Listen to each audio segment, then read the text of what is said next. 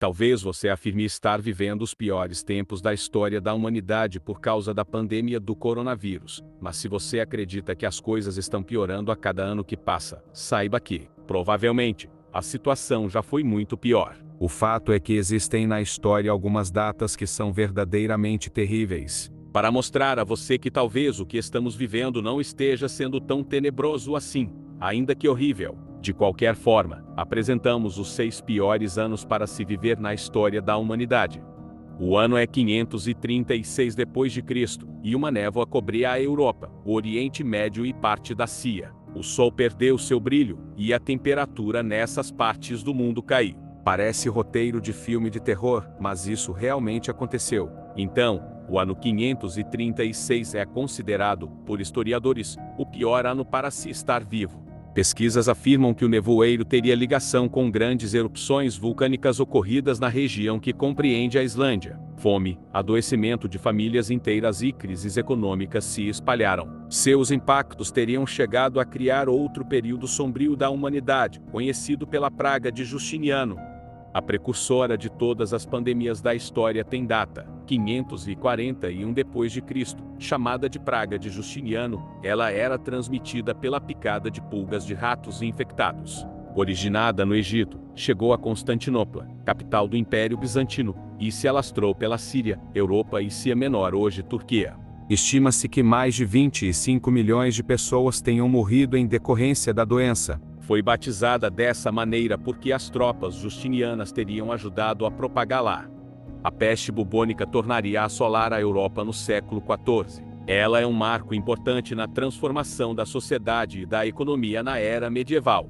Estima-se que a peste tenha ceifado a vida de mais de 50 milhões de pessoas. Só a Europa teria perdido quase metade de sua população. A origem é semelhante à praga de Justiniano, com roedores carregando a doença trazidos em barcos de mercadores italianos, encontrando, na Europa, um terreno fértil para fazer um verdadeiro estrago em todas as camadas sociais. A chegada dos europeus nas Américas foi determinante para a história dos continentes. Um dos primeiros impactos está diretamente relacionado com as doenças trazidas pelos colonizadores ao continente. As populações originárias, até então isoladas, passaram a sofrer com os patógenos mortais carregados de seus países de origem. Sarampo, gripe, peste, malária, difteria, tifo e cólera causaram estragos, mas foi a varíola a maior responsável por eliminar cerca de 20 milhões de indígenas. Pesquisas indicam que, ao longo de 100 anos, as comunidades indígenas foram reduzidas de 60 milhões de pessoas para apenas 5 ou 6 milhões, muito por causa das doenças trazidas pelos europeus.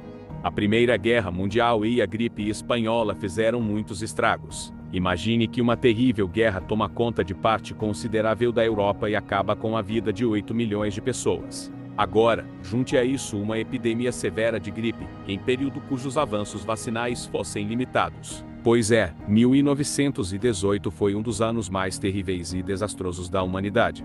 A epidemia de gripe, a maior do século XX, partiu de uma variante do vírus influenza vinda dos porcos. Sua origem seria uma base militar nos Estados Unidos que treinava americanos para a Primeira Guerra Mundial. Adoecidos, eles embarcaram para a Europa, onde a doença se alastrou. A gripe espanhola, que de espanhola não tem nada, matou ao menos 50 milhões de pessoas em um ano, número que pode ter sido muito maior. Mesmo no Brasil, 35 mil pessoas morrerão, entre elas, o presidente Rodrigues Alves.